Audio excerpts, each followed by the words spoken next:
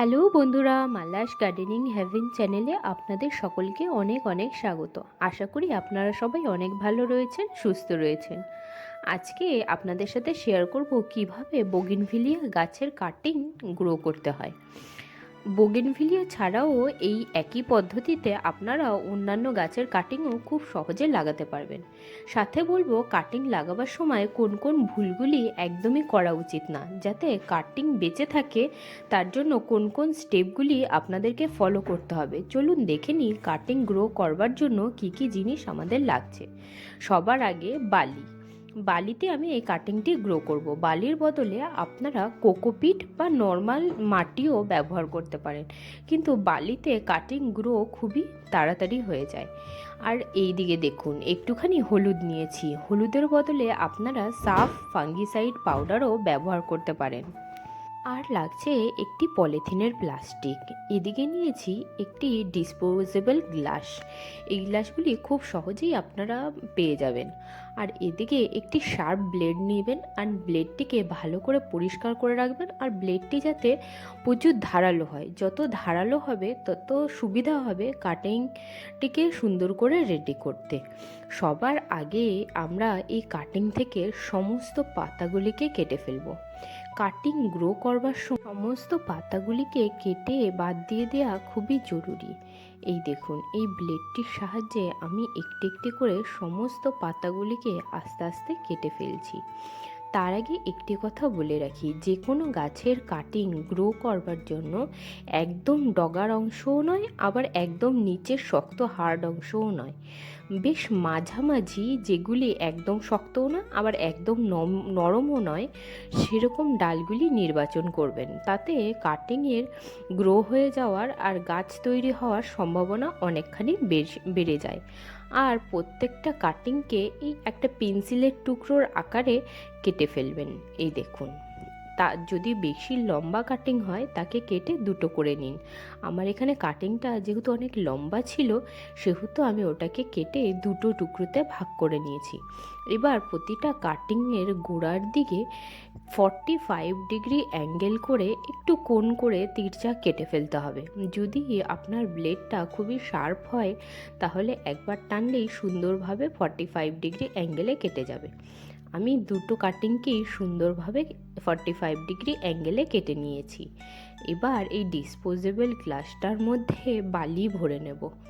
পুরো উপর পর্যন্ত সুন্দর করে বালি আমি ভরে নিয়েছি গ্লাসটাতে। এবার বালিটার মধ্যে জল দিয়ে পুরো বালিটিকে ভালোভাবে ভিজিয়ে নেব। এই দেখুন, পুরো বালিটিকে জল দিয়ে আমি ভিজিয়ে নিচ্ছি।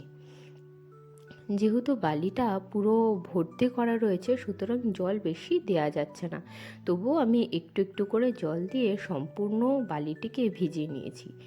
এবার কাটিং দুটোকে ওই হলুদ গুঁড়োর মধ্যে কাটিং করা অংশটিতে লাগিয়ে নিতে হবে।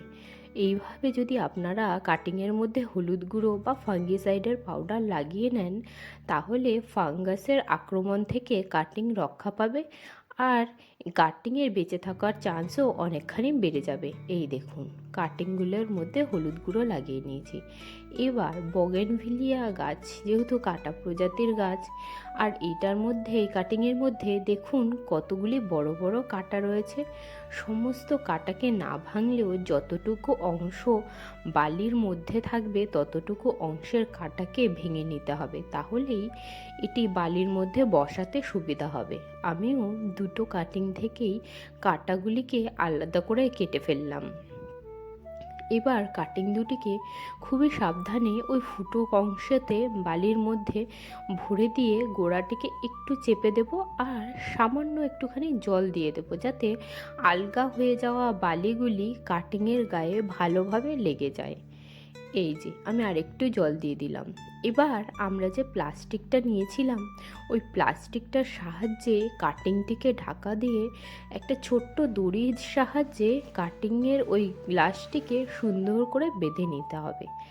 বেঁধে নিয়ে এই কাটিংটিকে নিয়ে গিয়ে রেখে দিতে হবে সেমি শেডেড জায়গা, যেখানে আলো আসে কিন্তু খুব কড়া রোদ্দুর আসে না, সেরকম জায়গাতে একে রেখে দিতে হবে পুরো 2 মাস।